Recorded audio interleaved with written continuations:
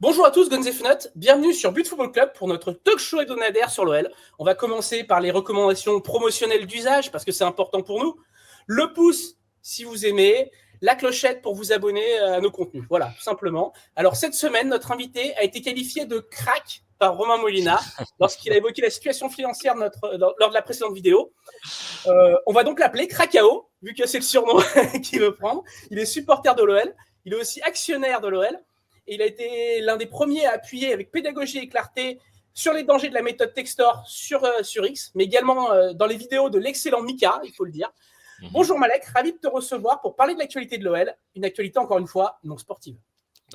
Toujours, bonjour Alex, bonjour à tous. Effectivement, on parlera pas de 4-4-2, 4-3 malheureusement, mais ravi d'être là, puis ravi de passer derrière El Grande Romain Molina, c'est très flatteur pour moi, à qui je passe je pense que je peux faire une petite dédicace, non? Parce que je peux faire comme ça. Parfait. Voilà, El Grande, c'est pour toi Romain, voilà. Alors, on va commencer par ce sujet.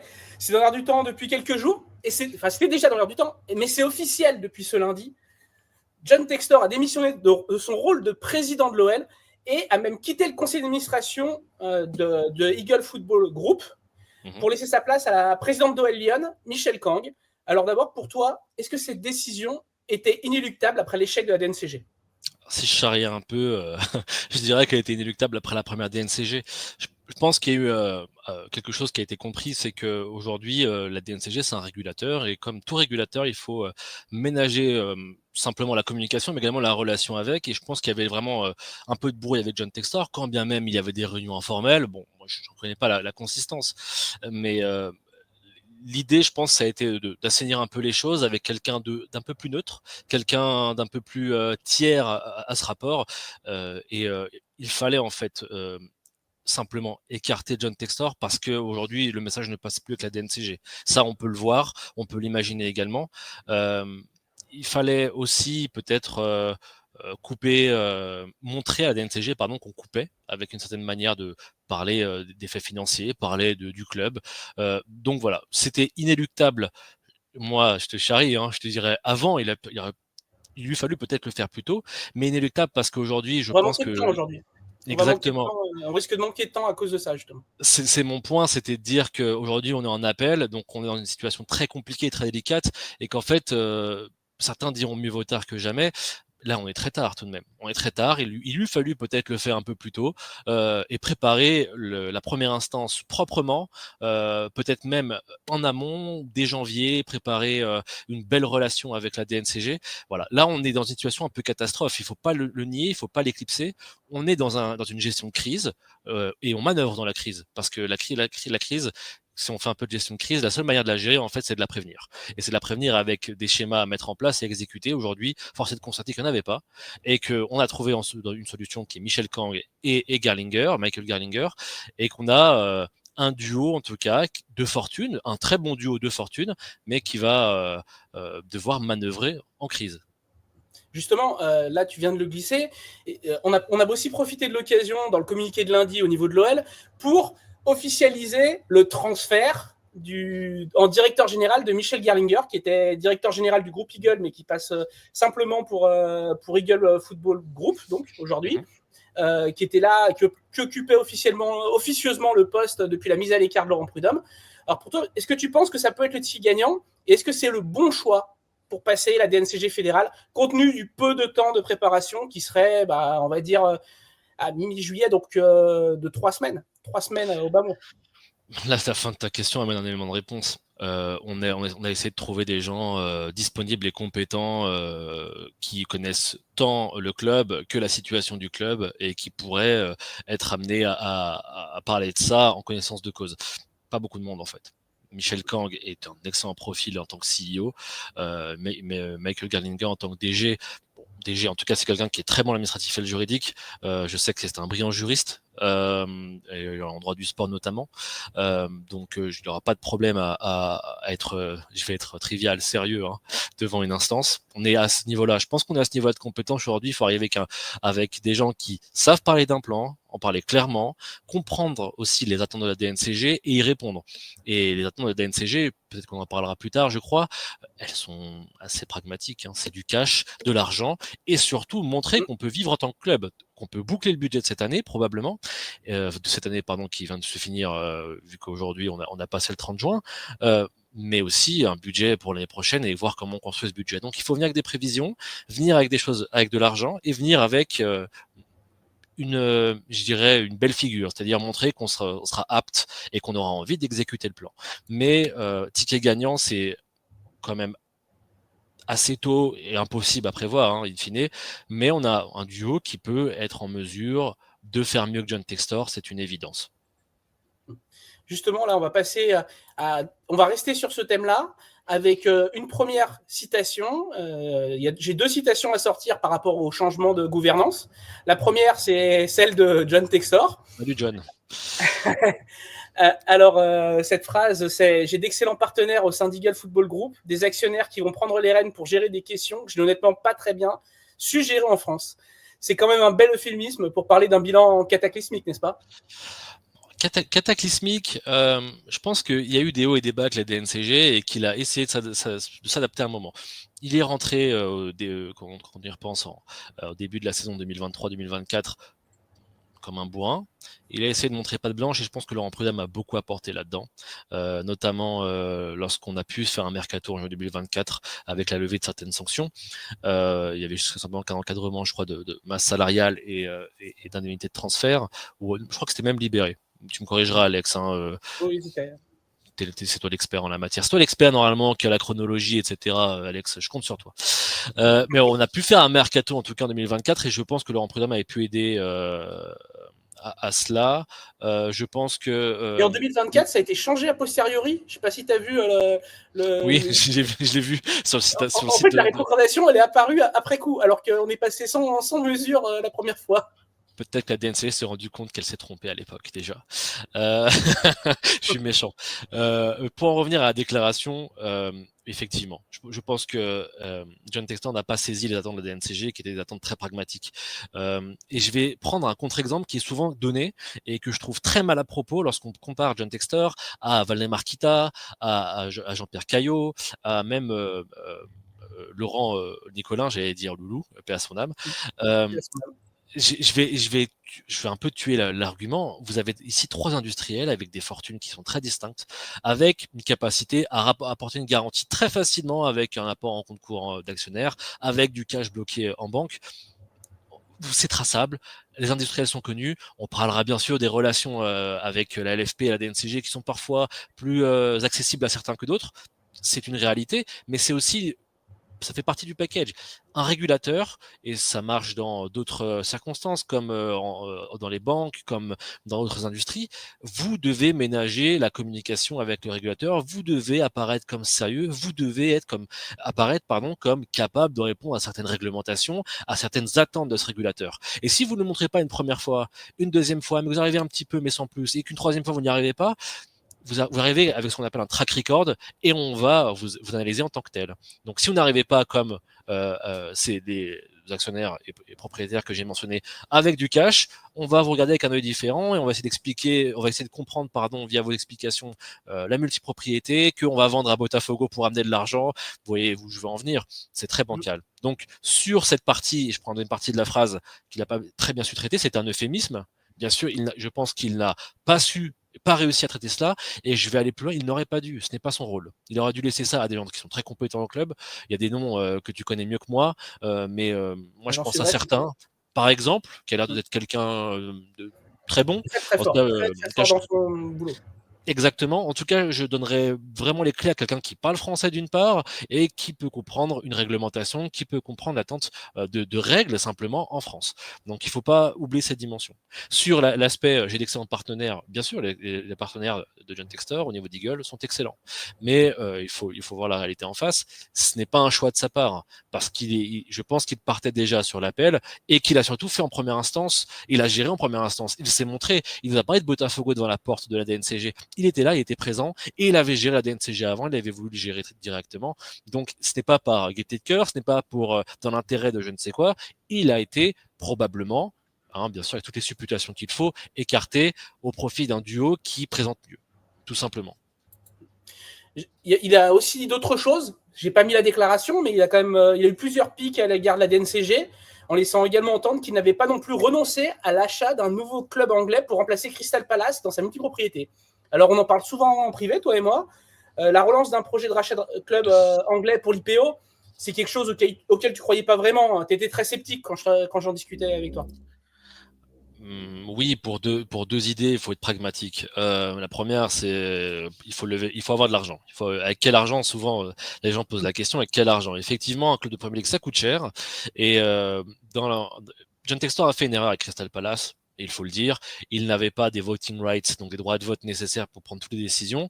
Et d'ailleurs, je pense que les dirigeants de Crystal Palace, ses co-actionnaires que sont Bitzer Harris et notamment Parish, qui participent à l'administration du club, étaient très contents de voir un John Textor minoritaire, ont tout de suite congédié toute idée de mercato commun entre Palace et les autres clubs du groupe Eagle, parce qu'ils ne voulaient pas en parler, parce qu'ils savaient que c'était une mauvaise idée, tout simplement. Et on a eu des informations qui disaient que dès que John Textor soumettait quelque chose, c'était un peu mis de côté.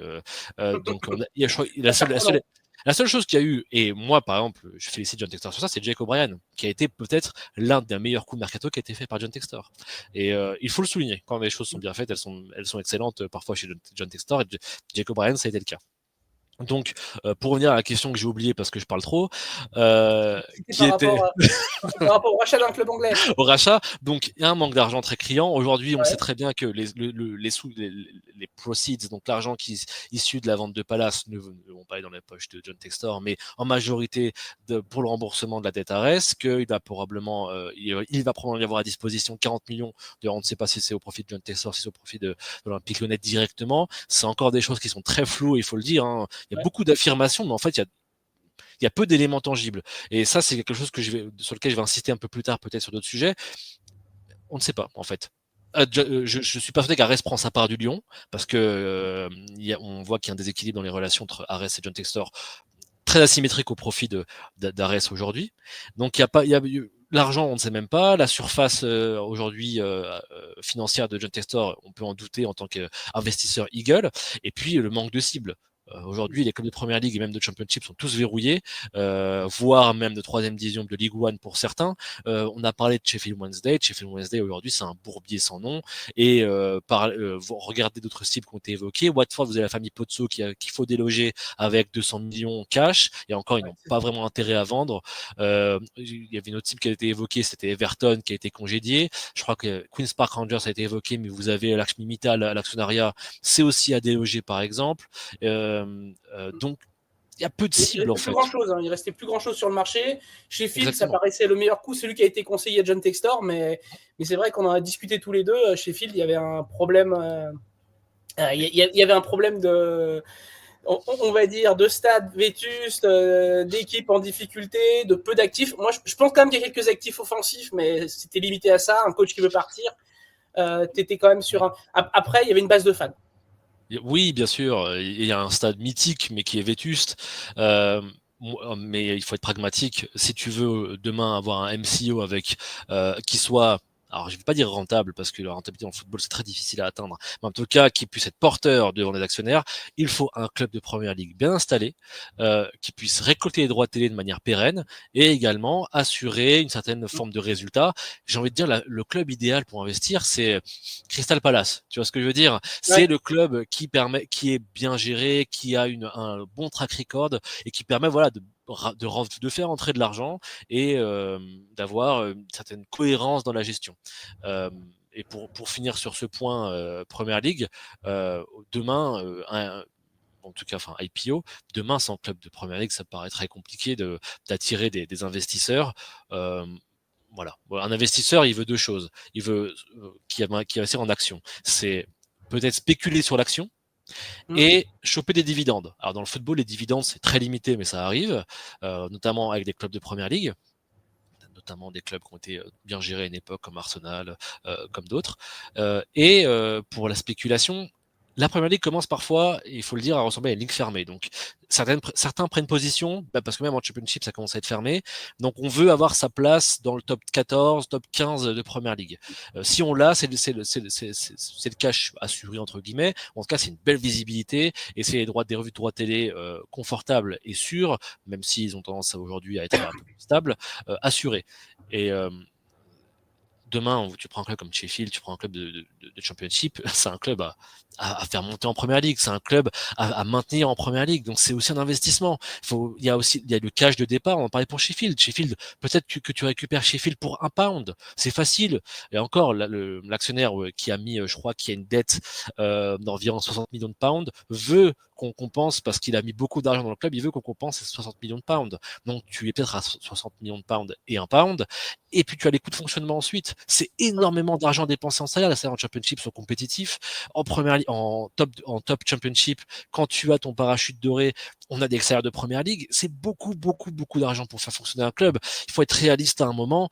J'ai été surpris de cette annonce. J'ai été vraiment très surpris de ces propos. Et je pense qu'il faut être sérieux aujourd'hui et que oui, peut-être que la mission première d'Eagle, c'est de redresser l'Olympique Lyonnais. Point barre.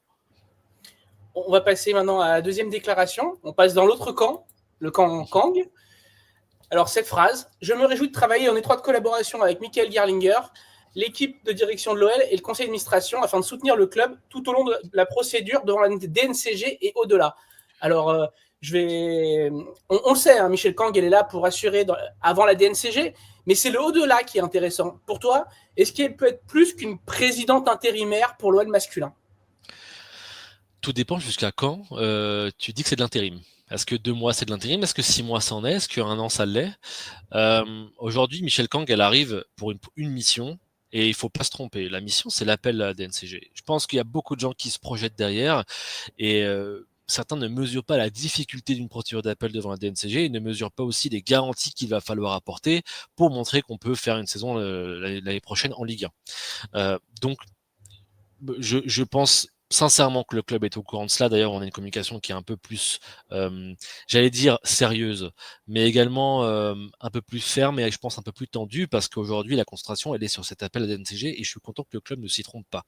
Le reste derrière, on peut supputer, j'adore ce mot, supputer, je crois que je le dis beaucoup même dans mes tweets. Désolé, mais comme vous pouvez vous en douter, il y a un gros mot dedans, donc c'est rigolo à dire.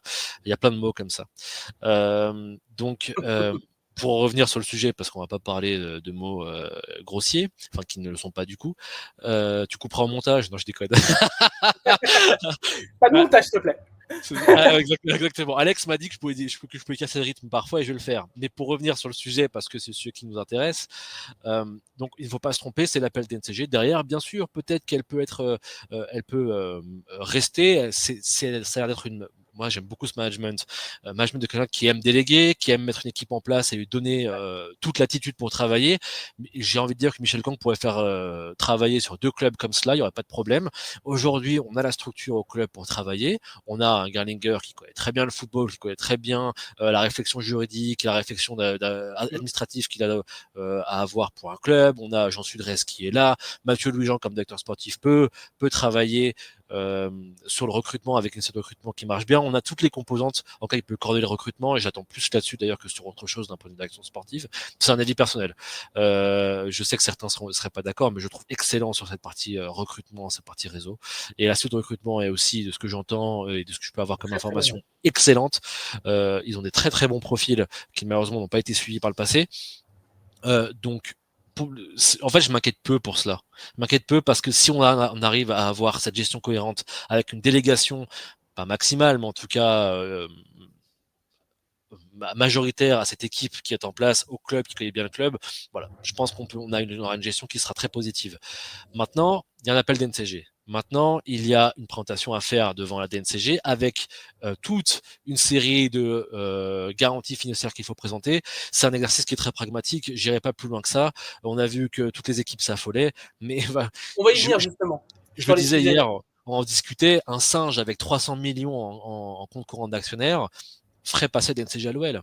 Je parlais d'un singe, mais bon, mettez n'importe quoi comme animal. Blague à part, et si on est sérieux, il va falloir ramener des garanties financières. Et moi, j'attends pas spécialement Michel Kang ni le club sur des garanties financières. Je les attends sur le fait d'avoir compris les garanties financières qu'il faut apporter, comprendre les attentes du régulateur. On en parlait vis-à-vis de John Testor qui n'avait pas tout le temps compris les attentes du régulateur DNCG. J'attends de cette équipe de comprendre les attentes du régulateur, comprendre les règles qui s'appliquent à la procédure sur la forme et sur le fond surtout, et qu'ils arrivent qu'ils y arrivent enfin à répondre à toutes ces attentes. C'est sur ça. Sur l'argent, après, je vais le dire trivialement, c'est leur popote. C'est à eux de mettre l'argent. Comme dirait l'autre, à nous de faire ce qu'il faut pour passer. Dit Alors, autrement, il faut le faire. Voilà. justement, tu l'as évoqué, y a une préparation à faire, donc on va regarder de plus près les prémices, ce qu'on connaît de la stratégie de Michel Kang. Bon, en premier lieu, réinjecter du cash dans EFG, tu en as parlé. Alors j'ai simplement envie de te poser la question, Malek, quelles sont les options pour réinjecter du cash? Qui peut faire et comment? La solution, un généreux mécène, je dirais, toujours qui peut donner. Non, mais blague à part, ça va se jouer avec l'actionnariat d'Eagle Football Group, qui va le faire principalement via plusieurs choses. Alors, il y a de la première, moi, qui est ma préférée, bien sûr, c'est l'augmentation de capital, pardon, au niveau d'Eagle Football Holding, la société tout en haut. Donc, remettre des actions, diluer les actionnaires qui sont là, ou en tout cas rebalancer les cartes suivant qui prend des actions, remettre de l'argent frais à fond perdu, comme on dit, et le faire descendre de la holding à Eagle Football Group et à l'OL, et venir avec ce cash en disant voilà, nous avons fait descendre cet argent via l'augmentation de capital, vous le voyez, c'est un investissement à fond perdu et nous sommes impliqués dans cet investissement. Pour moi, c'est le meilleur signal à envoyer. Donc, je m'attends pas vraiment à cela, je le dis sérieusement, mais c'est faisable avant, dans les délais, et c'est faisable avec ces investisseurs. Malheureusement, je pense qu'il faudrait beaucoup d'argent et c'est beaucoup d'argent perdu. Donc, vous voyez, tout de suite, je pense que c'est logique d'investisseur.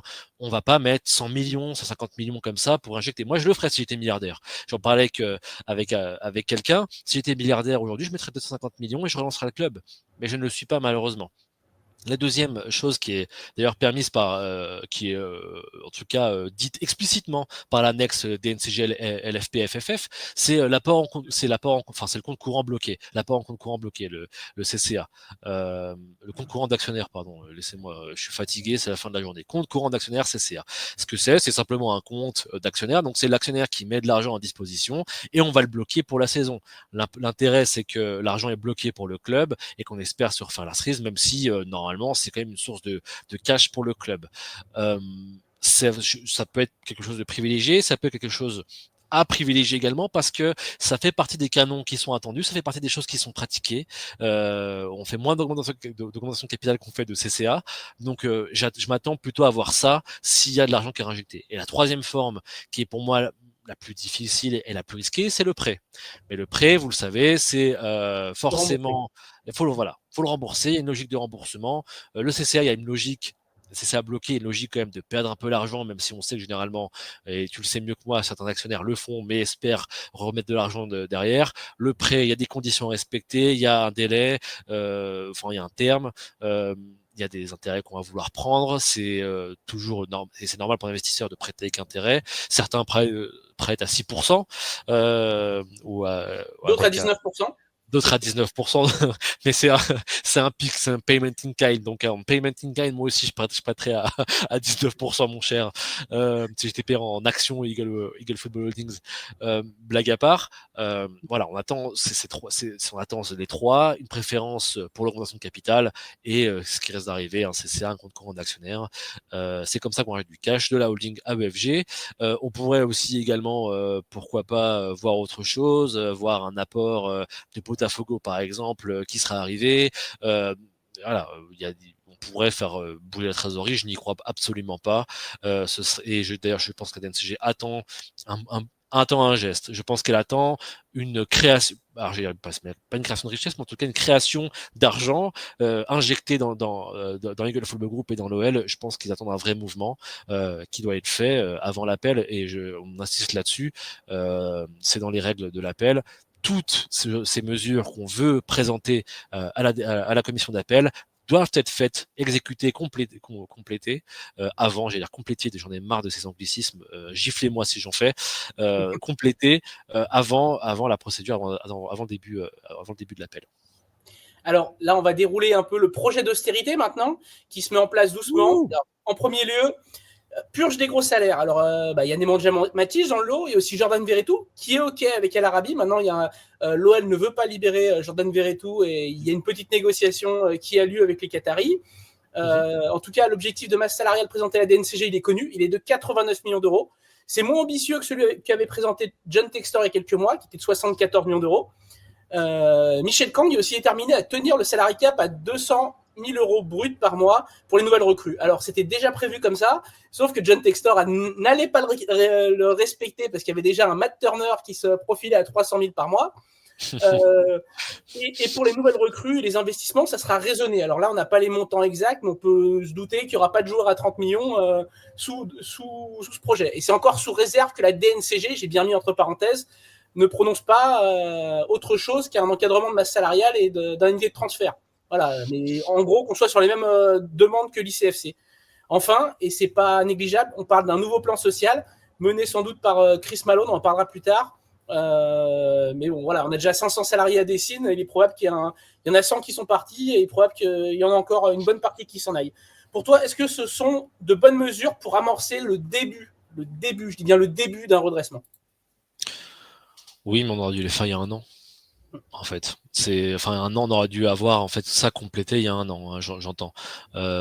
Aujourd'hui, avoir des salaires à 500 000 balles, 400 000 balles, 300 000 balles, encore 300 000 balles, ce qui était un peu une sorte de maximum à une époque à l'OL.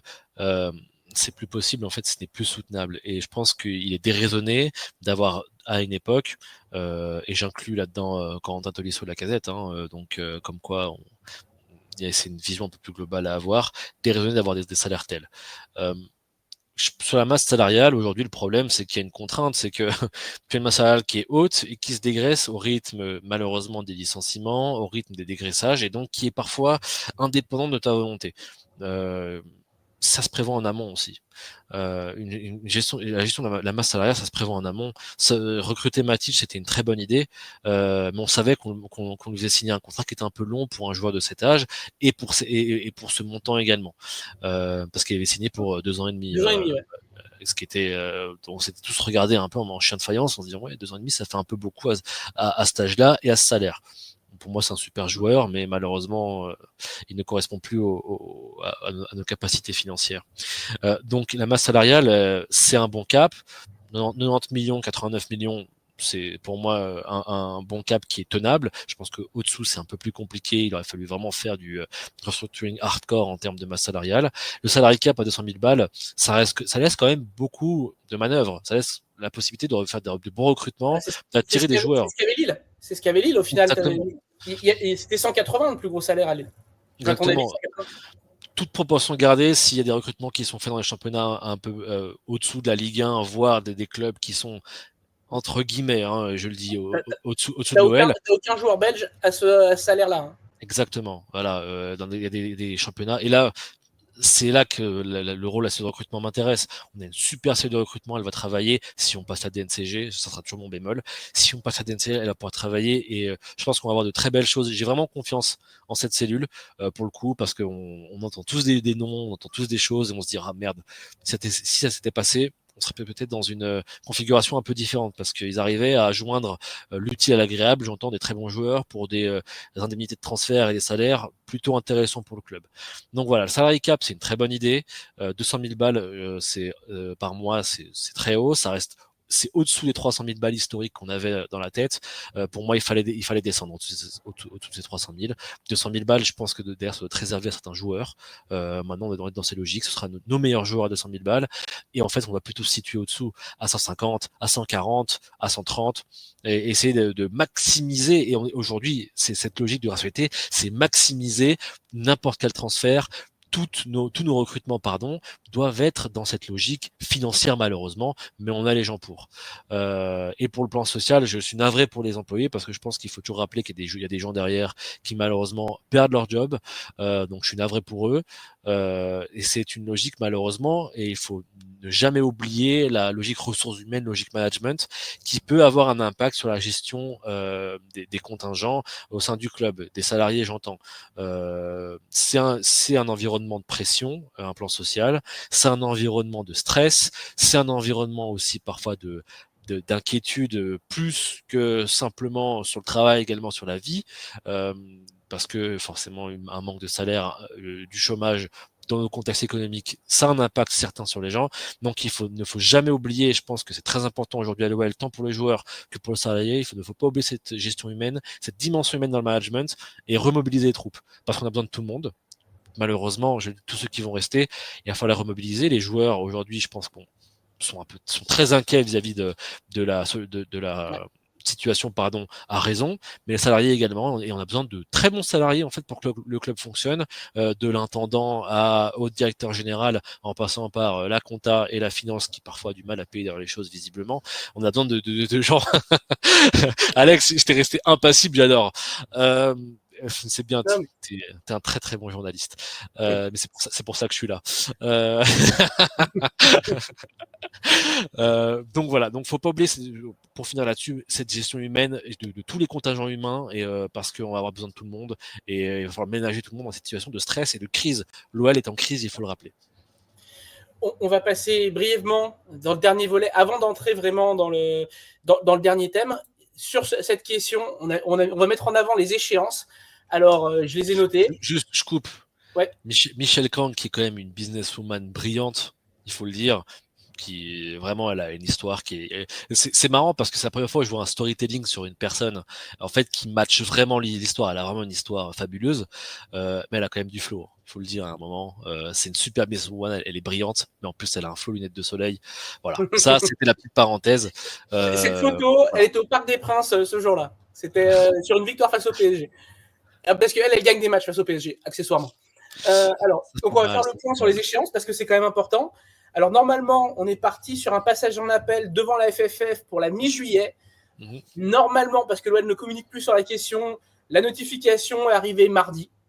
Après, s'il y a échec, ce qu'il faut bien préciser, c'est que l'accord avec l'UEFA deviendra caduc et le club sera éliminé de la Ligue Europa, laissera sa place au RC Lens. Voilà. Après, pour Lyon, la Ligue 1, c'est pas encore complètement terminé. Si l'appel en DNCG fédéral ne se passe pas bien, c'est encore possible. Il y a une conciliation au CNOSF et c'est encore 3 semaines de plus. C'est déjà arrivé. Bordeaux est passé par le CNOSF. Lens, à une époque aussi sous Mamadov, est passé dans un trou de souris par le CNOSF à une semaine de la reprise du championnat. Les dossiers politiques. Ouais, voilà. Enfin, s'il y a échec, mais là, ça sera forcément la Ligue 2. Et ça, c'est le cas de l'USNAC. Ça part devant les tribunaux civils et la relégation n'étant pas suspensive, la saison aura démarré. Donc, je lève la main. Je lève la main. C'est pas tribunal civil, c'est devant le tribunal administratif qui est compétent. Je vais expliquer rapidement pourquoi en 30 secondes. Vous le savez, FFF délégation, sous-délégation à la LFP. Donc on est dans cet appareil administratif. Donc toute décision de cet appareil administratif, la compétence ressort du tribunal administratif. J'ai corrigé un avocat anglais qui parlait de la cour du TAS pour cela. Bon, je vais pas le dire parce que ça n'a rien à voir. Il y a des ordres juridiques à respecter et on est dans l'ordre juridique administratif français. On n'est pas sous l'égide de la FIFA, donc il n'y a pas de recours devant la CS. Donc c'est bien le tribunal administratif. Les tribunaux civils, c'est autre chose. Mais c'est pas grave. De toute façon, on va passer à DNCG avant, n'est-ce pas? Oui, faut mieux en arriver, faut pas en arriver là. Mais juste précision, quand on arrive devant le TA, ça sent le roussi parce que là on va argumenter sur le bien fondé de la décision. C'est un peu plus élaboré devant le CNOSF. Le but c'est quand même d'aller attaquer la décision et je pense que c'est en référé. Je sais même pas si c'est en référé de mémoire. J'ai pas le code du justice administratif. Ils avaient une décision au bout de 2 ans, donc. Voilà, donc si c'est même pas en référé, c'est mort. Ça sent vraiment le roussi si on dépasse malheureusement le CNOSF. Déjà, si on dépasse la FFF, en vérité, ça commence à sentir. On est assez d'accord. Justement, j'allais y venir. La saison, elle démarre quand même dans un peu plus de 6 semaines. Est-ce que tu as le sentiment qu'on est déjà pressé par le temps? L'appel, on ne sait pas s'il est parti, mais on peut supputer que l'OL n'attendra pas le délai de 7 jours pour faire partir l'appel. Parce que c'est déjà serré là. Déjà, je tiens à saluer ton usage du mot supputé, qui est un mot que j'apprécie beaucoup. Ça fait plaisir. Simplement, moi, je pense que, et je le disais un peu plus tôt, et je réinsiste encore là-dessus, Moi, je pense que les équipes sont prêtes à tous les scénarios s'il faut, autant en Ligue 1 qu'en Ligue 2. Bon, même si en Ligue 2, ça sera très très très difficile de faire une saison en Ligue 2. Je pense qu'il faut pas se tromper de combat, et le combat, c'est de passer la DNCG. Donc la notification qui traîne, c'est problématique dans le sens où bien sûr ça fait traîner, mais ça vous laisse un peu plus de temps pour préparer, parce que le délai pour faire appel part à partir du jour après la réception de la notification, donc par email ou par courrier. Donc vous prenez le jour d'après, c'est une semaine. Annexe LFP, FFF, annexe Surtout DNCG. que l'OL a demandé par mail. Exactement, donc ça se reçoit facilement et ça se fait facilement après. Donc vous avez toujours votre délai d'une semaine qui est protégé et préservé. Ça vous laisse un peu de temps pour préparer cela. D'ailleurs, je pense qu'ils ont mis le bleu de chauffe pour préparer cela, et ça tranche avec ce qui s'est fait avant, ce qui indique quand même qu'il y a une vraie situation critique et qu'aujourd'hui on n'a pas le droit à l'erreur. Il faut le rappeler, on n'a pas le droit à l'erreur parce qu'on joue la survie. Arès joue la survie de son investissement. Les investisseurs jouent la survie de leur investissement. Michel Kang joue la survie indirectement de l'aide lyonnaise, parce il faut le rappeler. Et comme je l'ai vu dans une analyse sur Twitter d'un certain Com, j'ai plus son nom, et j'étais très d'accord avec cela. Rappeler que les infrastructures utilisées par OL Lyonnaise sont managées, sont gérées, sont financées, sont entretenues par l'Olympique Lyonnais. Donc Michel Kang a un intérêt à protéger tout cela. On parle aussi du numéro d'affiliation des deux clubs qui sont, malgré la société différente, qui sont sous le même numéro d'affiliation. Et surtout loué pour 50 ans, c'est pas acheté par l'OL féminin. Donc, on rappelle aussi qu'il y a la licence, il y avait, mais c'est fini, la licence OL avant, que nous il faut préserver, hein, parce qu'elle est au niveau de la SASU. Attention, la licence du club olympique lyonnais, il faut la protéger. J'ai toujours l'image de la Fiorentina qui devient Firenze pendant quelques années et qui perd sa licence club. Il faut faire attention à tout cela, c'est des considérations pour plus tard s'il y a une liquidation. On n'en est vraiment pas là pour l'instant, même si on doit toujours l'avoir dans un coin de la tête. On n'est vraiment pas là, mais il faut l'avoir dans un coin de la tête. Tu vois, juste ici, là où j'ai pas de cheveux. Et pour en revenir sur cela, il faut pas se tromper. Le reste arrivera. Les équipes sont capables de travailler, seront capables de s'adapter à des scénarios avec encadrement de masse salariale. Même en Ligue 2, je pense qu'ils sont capables de peut-être nous sortir une saison. De toute façon, il faudra faire le tout pour le tout sur une saison en liquidant tout ce qui a liquidé, remettre un peu d'argent et remonter tout de suite avec une équipe mais fait de vraiment, je sais pas ce qu'on ferait en Ligue 2, même si en Ligue 1 on va repartir sur un projet low cost. Ce serait si l'addition est maintenue, de toute façon tu as une interdiction de recrutement totale, donc tu peux rien faire. Tu dois vendre tes joueurs et repartir avec. Je sais pas si tu peux prendre si tu as un encadrement de masse salariale, interdiction de recrutement. Mais c'est quasiment honnêtement, c'est la liquidation. Tu peux jouer avec des joueurs libres. Tu peux essayer, mais tu fais vraiment une équipe. Ça dépend des virgules. Ça dépend des virgules que tu vas pouvoir attaquer ou non. Visiblement, on est à ce niveau de granularité, ce qui me fait beaucoup rire en tant que juriste, parce que ça veut dire que certains ne savent pas rédiger des courriers et d'autres ils analysent très bien. Donc je suis content d'un côté et je suis très circonspect de l'autre. Donc on se trompe pas, le combat c'est la DNCG. Le combat c'est tout mettre sur cette DNCG. Et j'invite les supporters à... Moi je l'ai fait dans un tweet, parce que c'est très fatigant. C'est très fatigant de suivre l'OL pour les supporters. On réagit à chaque annonce. Certains en profitent également, il faut le dire. J'invite à simplement suivre le club dans cette démarche qui est de se concentrer sur l'appel DNCG et d'attendre sagement, malheureusement, ma extress et anxiété la décision de la commission d'appel, pardon, devant la FFF. Je résume ça devant DNCG, vous me pardonnerez l'imprécision. C'est ça. Tout ce qu'il y a à faire, c'est mettre toute notre énergie et tous nos moyens, financiers j'entends, dans cette procédure. On vient au dernier thème, mais c'est un thème d'envergure. C'est Goodbye Eagle. Goodbye Eagle, je l'ai intitulé comme ça. Parce que si John Textor s'est désengagé du conseil d'administration d'Eagle Football Group, il garde quand même encore un statut largement majoritaire aujourd'hui dans la structure multiclub, très largement majoritaire par rapport aux autres. Donc, la question que je vais te poser en amont, en préambule, avant qu'on rentre vraiment dans le détail, pour toi, est-ce qu'un éclatement du groupe est possible à court ou moyen terme ? C'est vraiment là sur le court ou moyen terme. À court terme, à très court terme, c'est-à-dire une semaine, non. Si l'OL va en Ligue 2, Arès va faire péter je pense, vu la clause de relégation qu'il y a. En fait, là, je suis dans la réponse. Je sais pas si tu voulais progresser sur la réponse avec un peu plus de détails.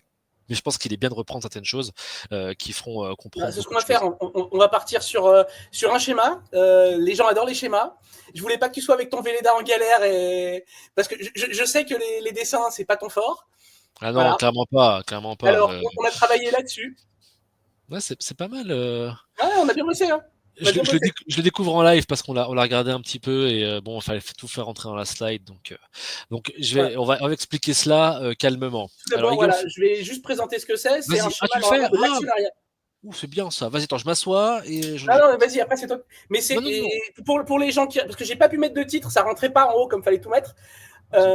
Donc c'est tout simplement le schéma de l'actionnariat, qui détient quoi. Et bah, je te laisse nous présenter et nous expliquer les enjeux à chaque niveau, tout simplement. C'est toi le spécialiste sur le sujet. Merci, c'est Et gentil. je t'ai laissé le temps de boire, tu vois, comme ça te. Attends, je reprends une petite goutte.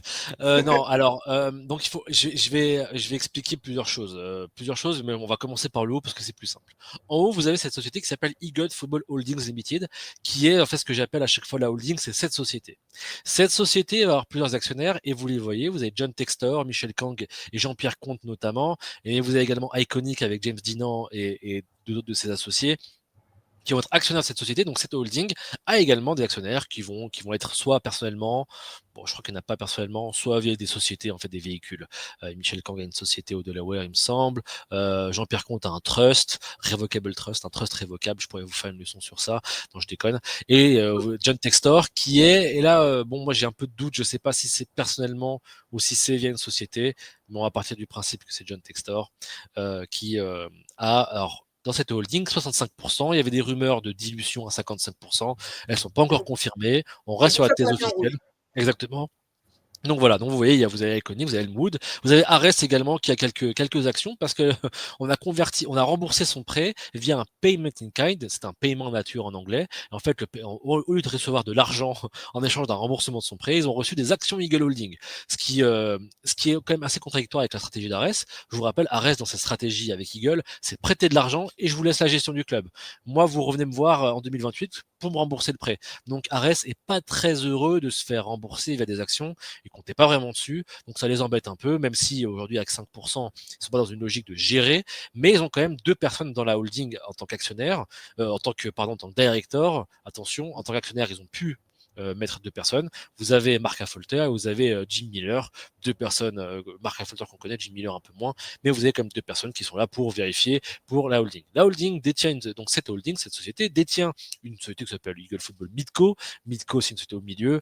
Bon, on va passer parce que c'est pas une société très importante, pardon, parce qu'elle est là pour des raisons de structuration de financement, pour des raisons taxes, pour des raisons de contrôle aussi de tout cela. Et en fait, c'est pour prévoir l'insolvabilité, pour ne pas pour éviter au maximum la compétence du juge français. On veut à tout prix éviter la compétence du juge étranger. On préfère avoir la compétence du juge anglais ou pour les financements du Luxembourg, le juge luxembourgeois, qui sont plus favorables aux prêteurs, alors qu'en France, on est plus protecteur de l'emprunteur. Donc on va absolument éviter cette compétence du juge français. Et donc la Midco est là pour ça. Pour ceux qui sont intéressés, allez voir la jurisprudence qui s'appelle Cœur Défense, qui est de 2002 ou je ne sais plus, en dans les années 2000. Donc voilà, ça c'était pour le petit truc de droit, un peu chiant. Et donc cette Midco détient la société qui va nous intéresser beaucoup, qui est Eagle Football Holdings, Bitco. Bitco, comme son nom l'indique, bit ça veut dire l'offre. La mise. Donc en fait, c'est la société qui va faire l'acquisition de la cible. Et la cible, c'était Eagle Football Group, donc c'était OL Group, c'était Molenbeek, c'était Botafogo. Allegedly, je vais le dire le jeudi en anglais parce qu'on n'est pas sûr encore de ce lien. Certains disent que c'est Botafogo détenu par la holding, d'autres par la Bitco. La dernière preuve de détention par la Bitco, c'était en décembre 2024, enfin en tout cas fin 2024. On a un document qui le prouve, mais en 2025, on ne sait pas. Donc je vais pas supputer et on va dire que Botafogo est au-dessous. Il y avait les parts de Palace, il y a toujours les parts de Palace, d'ailleurs le deal est toujours en train d'être fait. Je le rappelle pour... Pardon?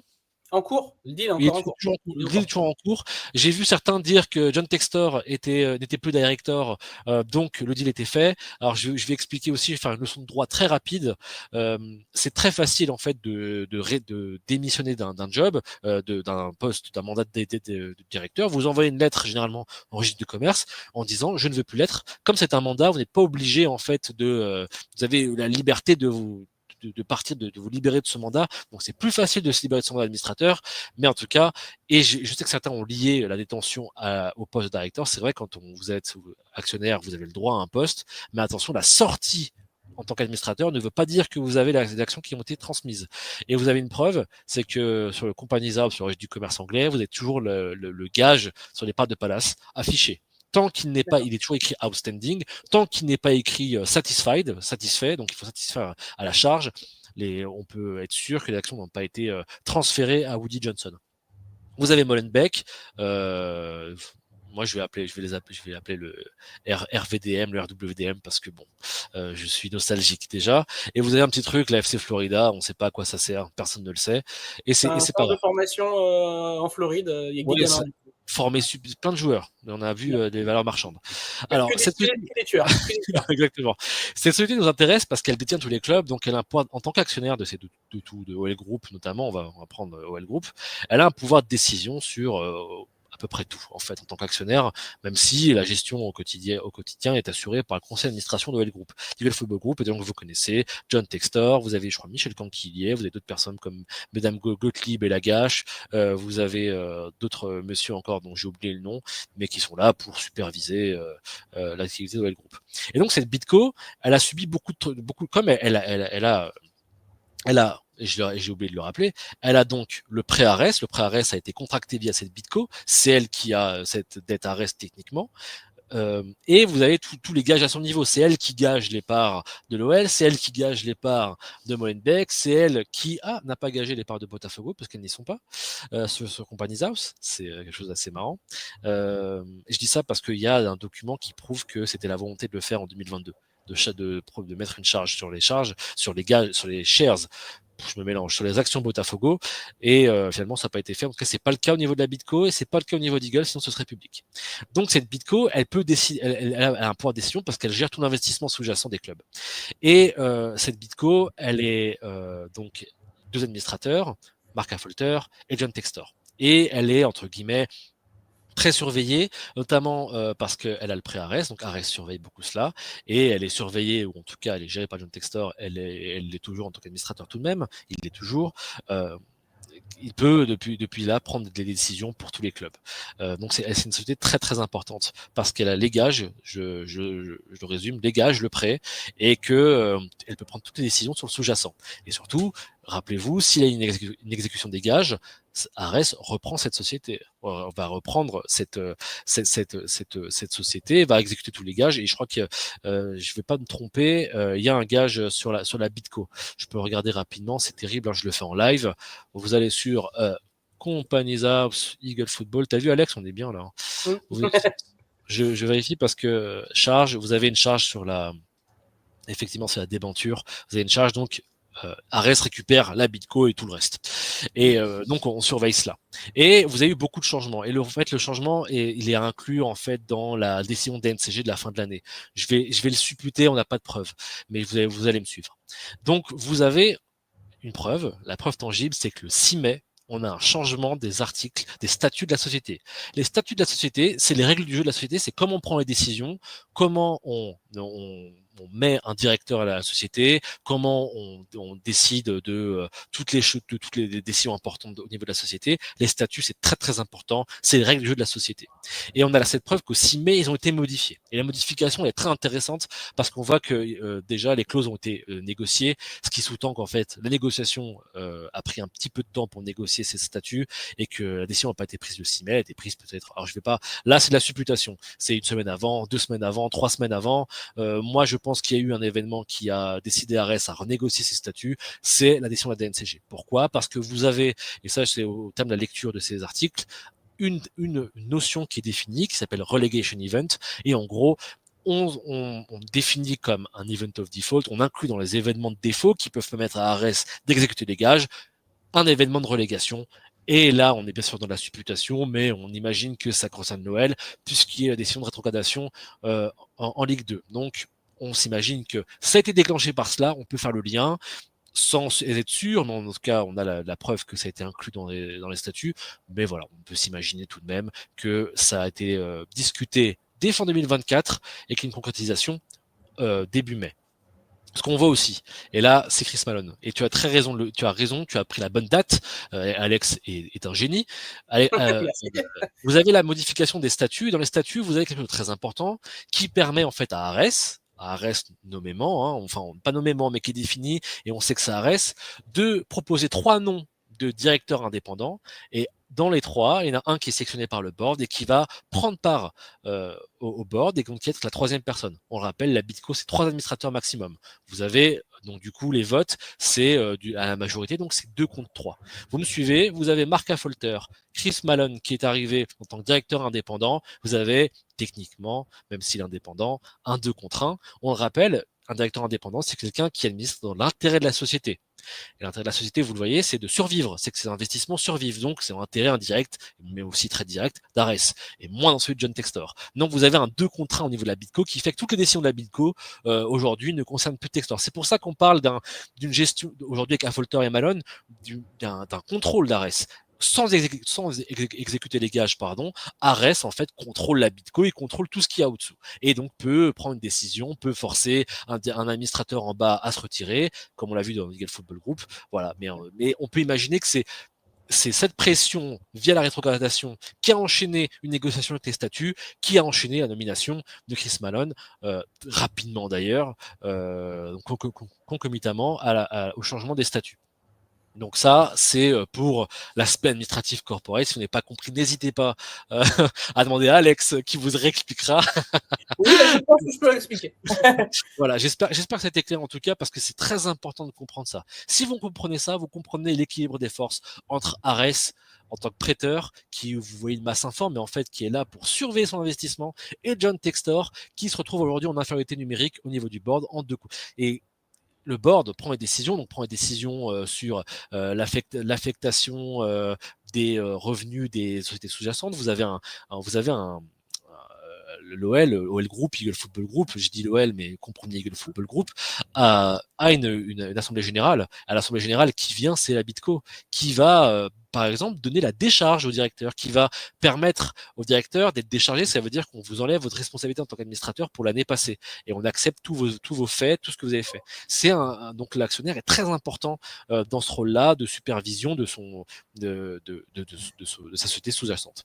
Donc voilà, pour la Bitco, comprenez que Chris Malone est là. Chris Malone, c'est un avocat qui a un CV exceptionnel en droit de l'insolvabilité, qui a fait tant de la liquidation que de la restructuration.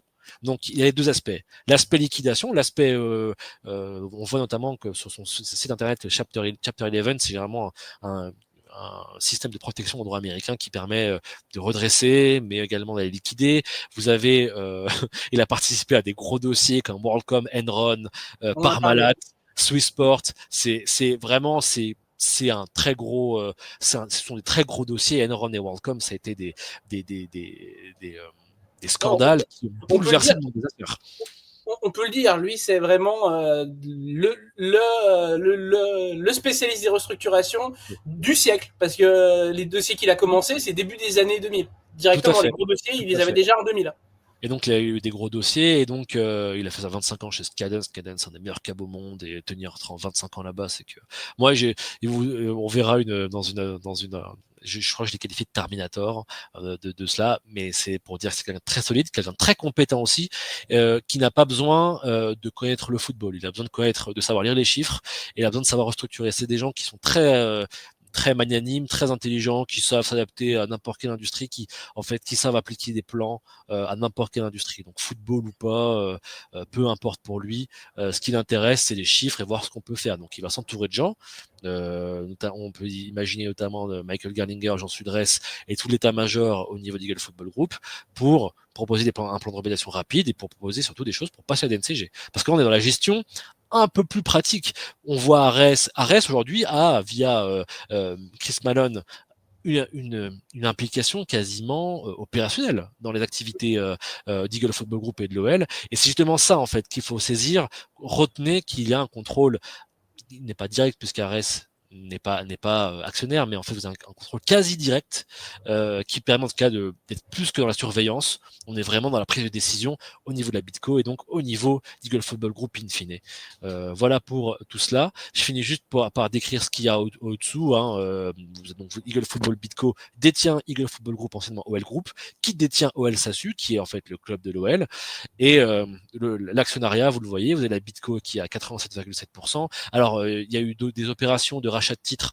Je vois que tu as distingué autodétention et le public, c'est important parce qu'aujourd'hui, aujourd'hui, en fait, et c'est important de le rappeler, le projet de John Textor, c'était de racheter toutes les actions pour sortir Eagle Football Group de Ronex, de la bourse, pour pouvoir faire après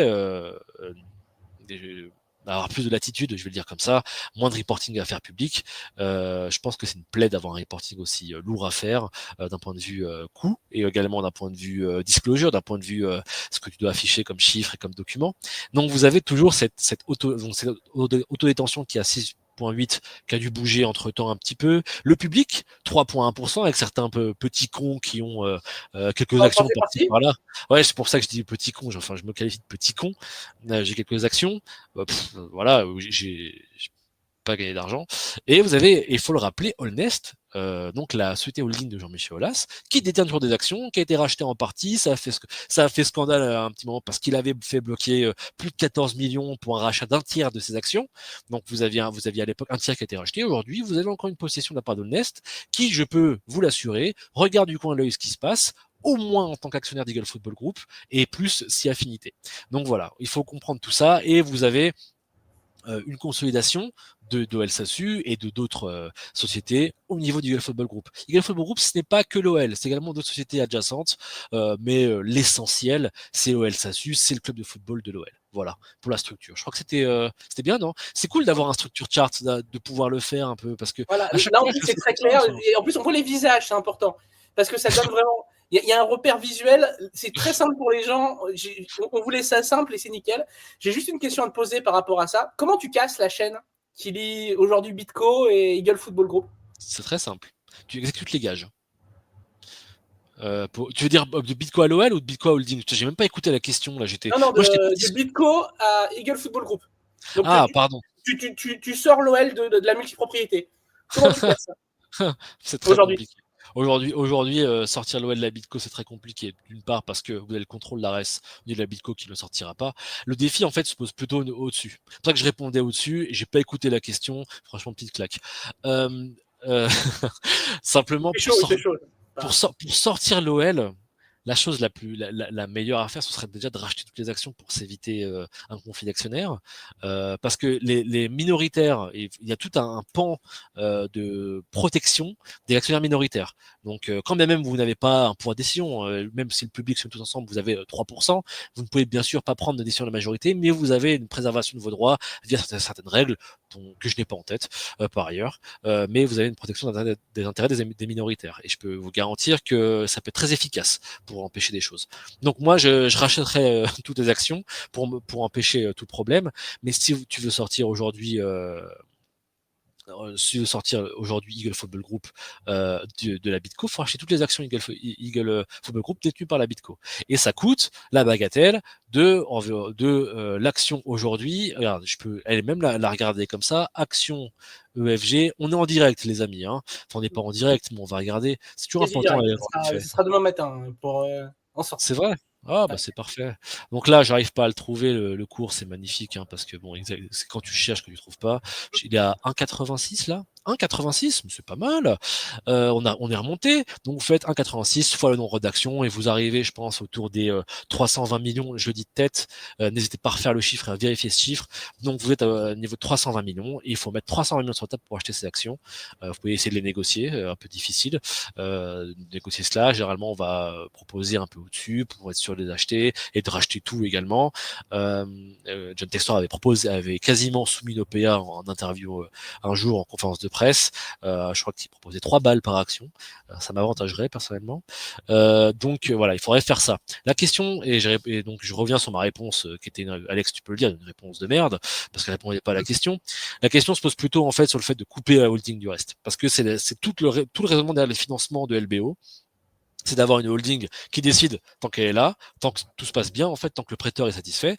Dès lors que le prêteur n'est pas satisfait, on coupe au niveau de la midco, même le plus important, c'est de choper la bitco. Donc on chope la bitco, on enlève tout ce qu'il y a au-dessus et on est en gestion directe. Bon, on l'est déjà de facto, plutôt de jure parce que on a quand même de facto en fait de jure en droit. J'avais un professeur à la fac qui disait toujours quand on commençait la phrase en fait ou en droit, il Il disait est ça. excellent. Là, je m'adresse au public. Ouais. Il est excellent Non pour mais nous.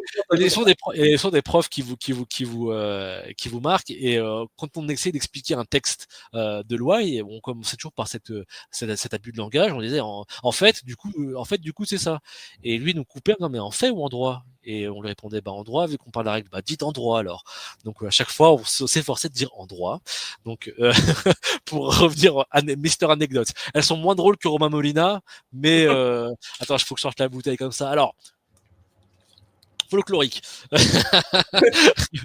Simple. Moi, je vais revenir sur le sujet sérieux parce que bon, on s'égare. Tu couperas, hein, tu couperas. Toujours pas. Euh, simplement, donc vous avez une gestion en fait. Le plus important, c'est la Bitco, qui est une gestion qui est faite de Jure avec les directeurs quand même. Vous avez une possibilité de tout gérer déjà maintenant, et donc vous pouvez un peu exclure les actionnaires tout en haut maintenant de toutes les décisions.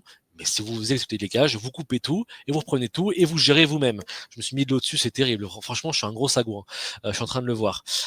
Donc, vous avez cette dimension qui est très importante et le cœur de la gestion d'Eagle, ne vous y trompez pas, c'est au niveau de la Bitco et au niveau de la gestion de tous les clubs.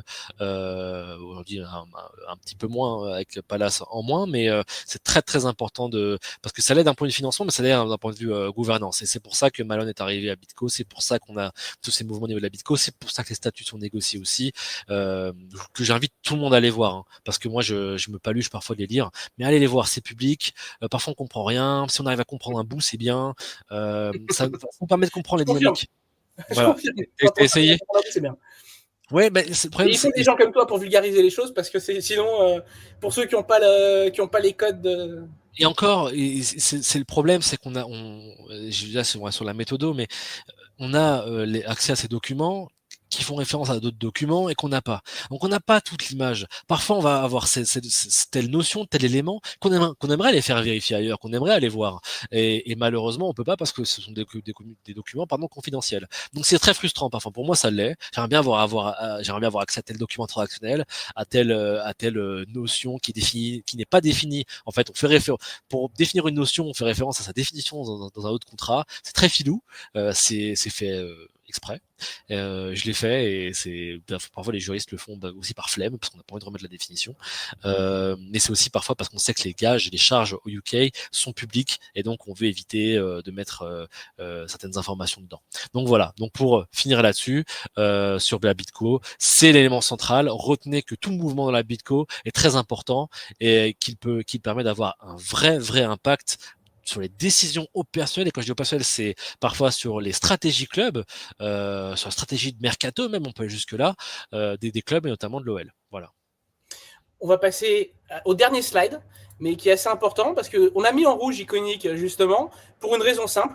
Le dernier slide, ça concerne Textor, seul contre tous, pour l'interrogation, parce qu'il y a plusieurs conflits aujourd'hui qui opposent Textor à ses prêteurs. On va commencer par parler d'Iconic justement, qui veut sortir. Iconic, c'est la photo du haut, c'est James Dinan, tout à droite, et qui réclame 93 millions de dollars sous peine de poursuite judiciaire. Alors déjà, est-ce que ça peut aller au bout? Et quelles peuvent être les conséquences à court terme de cette réserve, de ces démarches? Alors, est-ce que ça peut aller au bout? Ça peut toujours aller au bout. Une action en justice, de toute façon, peut toujours aller au bout, même si on n'a pas malheureusement gain de cause d'un côté ou de l'autre, on peut toujours aller au bout jusqu'à la décision d'un juge. Et c'est une perte de temps, et le risque principal, avant le risque financier et le risque à décision, c'est bien sûr le risque réputationnel. Et ça, Arès fait très attention à cela. On le sait, David Guzman en parlait très bien en disant que Arès fait très attention à sa réputation. D'ailleurs, je salue David Guzman qui est quelqu'un d'excellent. On verra bientôt sur cette chaîne. Ouais, d'ailleurs, je suis très flatté de passer. Voilà. Je voulais pas. J'ai évité. Mais Mais voilà, bon, c'est fait. Tu peux... on coupera. Euh... Toujours pas. Alors, je suis très flatté de passer entre Romain Molina et David Guzman. Je pense qu'on a deux gens excellents et qu'on a Malek Le du 7-4 au milieu. Je trouve que c'est trois joueurs excellents du coup. Donc Arès est très sensible à sa réputation, très sensible à la suivi de son investissement, qui, il faut le dire, l'investissement Eagle, c'est 400 millions sur une stratégie à plus de 3 milliards de mémoire, voire près de 4. En fait, c'est un investissement comme un autre, mais le problème, c'est que c'est un investissement qui a une vraie résonance dans les médias. Et ça, c'est un vrai problème pour Arès. Parce que, et je le disais, j'en parlais à certains qui me disaient, ouais, t'analyses ça. Il faut pas analyser, notamment les documents transactionnels, il faut pas les analyser avec un œil euh, mystificateur. Pour Ares, c'est un deal comme un autre. C'était un deal où ils ont prêté de l'argent. Vous voyez les gages que moi j'ai déjà drafté dans ma vie, sont des gages, notamment le gage de Molenbeek qui me fait trop rire parce que c'est un tout petit gage de quelques pages. C'est vraiment pas un bon cabinet, c'est un excellent cabinet qui l'a drafté, je connais, c'est un très bon cabinet, simple de nom. Simplement, c'est vraiment, c'est un deal comme un autre pour Ares. Il faut le retenir. Mais aujourd'hui, d'un point de vue réputationnel, c'est pas un deal comme un autre. Et ça, Ares est très au courant de cela et n'aime pas ce bruit médiatique qu'il y a autour de l'OL aujourd'hui. Et je pense qu'ils sont très suiveurs de cela. Donc le risque avec Iconic, c'est déjà sur la forme d'avoir ce risque. Sur le fond, c'est un conflit qui devrait normalement impliquer John Textor et Eagle Football Holdings. Coucou. Et par conséquent, moi en direct. Par conséquent, simplement, il y a un risque de devoir payer une somme importante. Généralement, dans ce genre de contentieux, on va quand même essayer de faire un settlement, de trouver une voie médiane. Mais attention, s'il faut payer, qui va payer? C'est le Football Holdings, mais est-ce qu'on va faire remonter de l'argent pour cela? Est-ce que c'est de la poche de John Textor? Est-ce que c'est John Textor en son nom personnel ou la holding? Les co-actionnaires vont être très sensibles à cela, mais c'est vraiment du conflit d'actionnaires normal. Hein. Ils voulaient investir pour faire le SPAC. Le SPAC ne s'est pas fait. On leur a dit de prendre des actions, mais Là. je résume, mais allez voir l'article du Financial Times qui est très bien, parce que j'ai plus les détails en tête d'ailleurs. Je le dis authentiquement. Mais c'est un conflit d'actionnaires. Je voulais faire le SPAC, j'ai mis de l'argent pour le SPAC. Iconic était là pour cela. Le SPAC, c'est un véhicule, un special purpose qui est là pour en fait créer une coquille, pour ensuite faire entrer de l'argent dedans, espérer coter cela et faire monter de l'argent. Résumé pourri, mais vous avez compris l'idée. C'est très familiarisé, on va dire, pour ne pas dire vulgarisé. C'est plutôt familiarisé même. Et Iconic, le SPAC ne s'est pas fait, a pas eu tout d'intérêt dans l'investissement et a dû rester. On sait qu'ils ont essayé de vendre leur part depuis 2023, leurs actions, et ils n'ont pas réussi. Et aujourd'hui, c'est un peu, ça sent pas bon. Je pense que je ne vais pas avoir mon argent sur ces actions alors que je n'en voulais pas déjà. Donc, je vais aller faire cette action. En tout cas, je mets une mise en demeure et peut-être qu'il y aura une action après. Mais voilà, c'est un risque réputationnel pour tout le monde. C'est un risque financier, bien sûr, pour la holding. Mais Ares pourrait se couper de cela simplement en exécutant les gages et on aurait, voilà. En tout cas, on briserait la chaîne de la holding à la Bitco et on pourrait se permettre de laisser cela entre John Textor. Après, ça serait plus contre John Textor et Iconic. Ouais. Exactement. Je vois ce que tu veux dire. Il n'y aurait pas de risque de faire remonter l'argent d'un transfert pour payer cela. Voilà, je le dis trivialement encore une fois. Non, mais c'est très important de le dire, ça. Mm-hmm. Bon, bah, je crois qu'on a fait le tour. On a fait un bon résumé de la situation. Je te remercie, Malek. On va rappeler en promotion que on va te voir plus souvent sur des spaces sur X parce que tu es l'homme invisible des 4 fantastiques, qui sera la nouvelle équipe de space.